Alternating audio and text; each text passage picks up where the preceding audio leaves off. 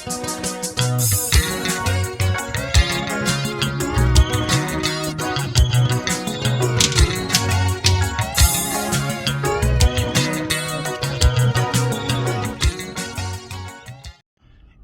yokuqala kaNkulunkulu weBhayibheli eyafeyila ile yokuthi masenze umuntu ngomfanekiso wethu.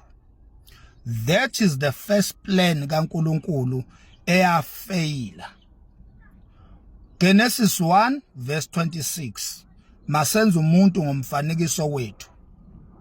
KuGenesis 2 mayesemenza lo muntu akasafani naye. Ku chapter 17 unikeza lo muntu umyalo.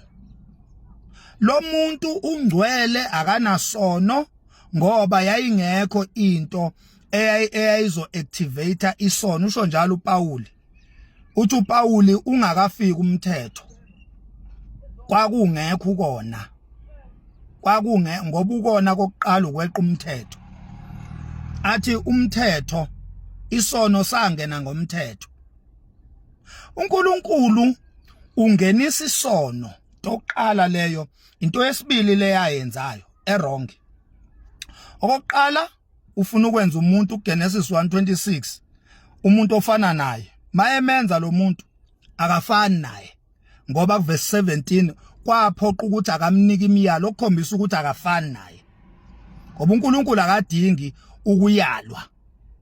Nalokho okufana naye ukuze kube perfect akudingi umyalo. Uma ngabe ngempela uNkulunkulu wadala umuntu ofana naye kwakumele lo muntu amethembe without ukumeyala kuverse 17.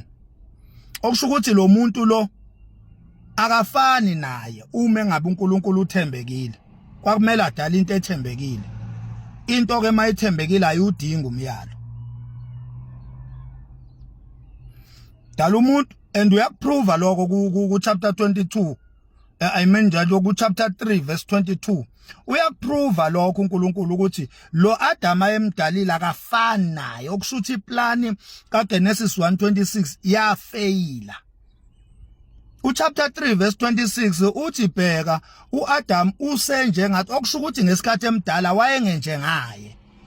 Ngoba ube njengaye after esedle umuthi okwazi okuhle nokubi. Uthi kuverse 22 chapter 3 bheka uAdam usenjengathi. Okushuthi into eyamenza uAdam noEva abe njengoNkulunkulu ukudla emthini wokwazi okuhle nokubi. What about uGenesis 1:26? Should wafeyila. Number 2, mayemdala lo muntu umnikeza umyalo ungadli emthini ophakathi nendawo okwazi okuhle nokubi. Dlana yonke eminye. Ngoba meke wadla kulowa muntu ophakathi nendawo uyofa nokufa. Okay. Uma yedla uAdam silindele ukuthi afe phela. Ngoba uthe uyofa nokufa. Ukhumbula ukuthi ngaleso sikhathi uNkulunkulu wayenga-operate spiritual, waye-operate physically. Mayethi udala umuntu wamdala physically. Mayethi utshala insimu wayitshala physically. Mayethi waqhumisa imithombo ensimini yaqhuma physical namanje khona lo mthombo. So uma ngabe ethi okay mayethi uAdam waphila ngomphefumulo kaNkulunkulu, uAdam waphila ngempela physically. Kanjalo ke futhi mayethi uAdam uzofa kulindeleke ukuthi uAdam afe ngempela physically ngoba yonke into uNkulunkulu ayekhuluma wayeyikhuluma bisiyavela ibonakale kwelenyama. Njengoba wathi makube khona ukukhanya kwabonakala kwelenyama ngempela kwaba khona physically. Uyabona? Waphinda futhi wathi makube khona umhlabathi umilisa ihlahla umilisa utshani kwenzeka physical namanje siyakubona. So yonke into ngalesi sikhathi ngale ya era ye creation yonke into yayenzeka tangibly physically. Uma kukhulunywa ngokufa kwakhulunywa ngokufa nokufa njengobesho ukufa physically.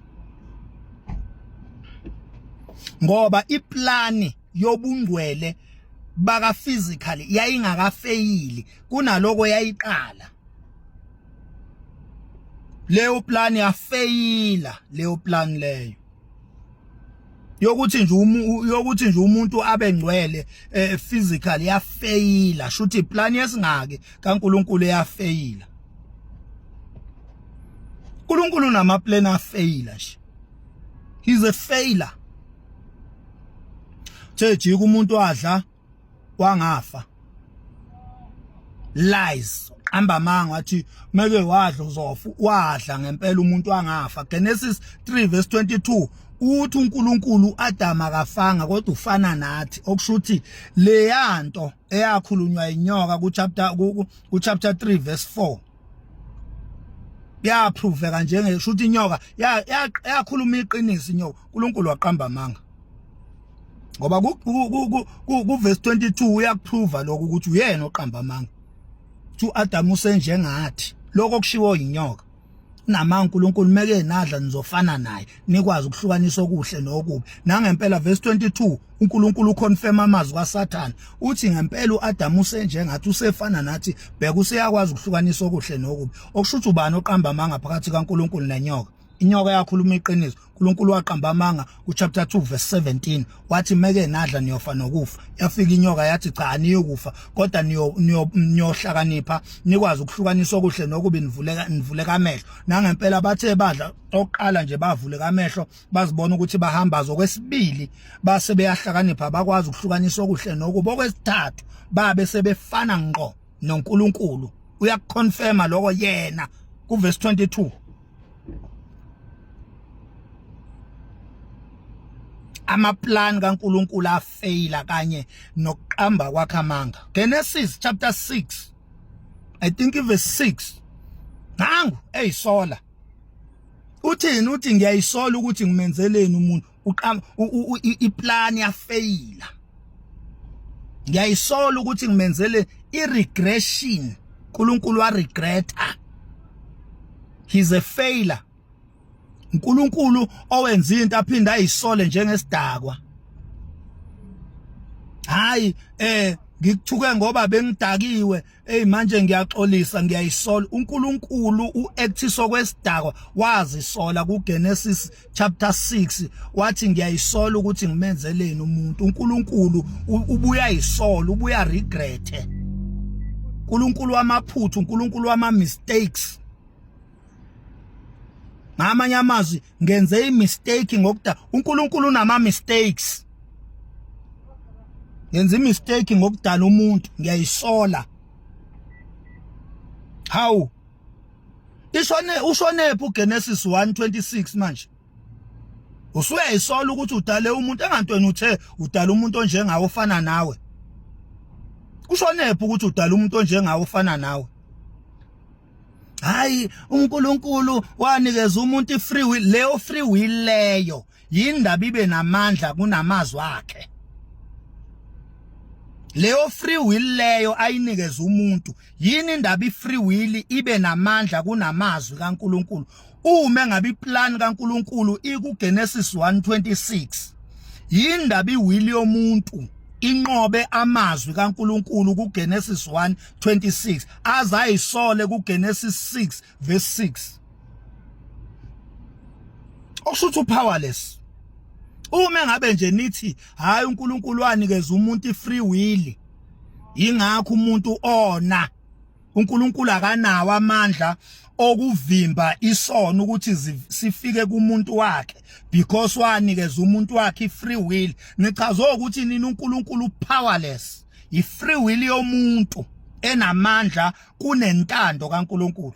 Nichaza lokho nini? Nina nichaza lokho nini? uNkulunkulu ukhipha abantwana bakwaIsrael eGibhithe ngeplan yokuthi ubayisa ezweni loju leinyosi nobisi, ubayise eCanaan. Uyajika lapha iplan yakhe yokubayisa eCanaan iyafeyila endleleni. Ubabulala bonke labo bantu, kungena abantu ababili kuphela abaphuma eGibhithe. He failed. Ukhipha abantu aba more than 4 million kuyongena abantu ababili eCanaan, kodwa bonke labantu aba more than 4 million ubebathembisa iCanaan.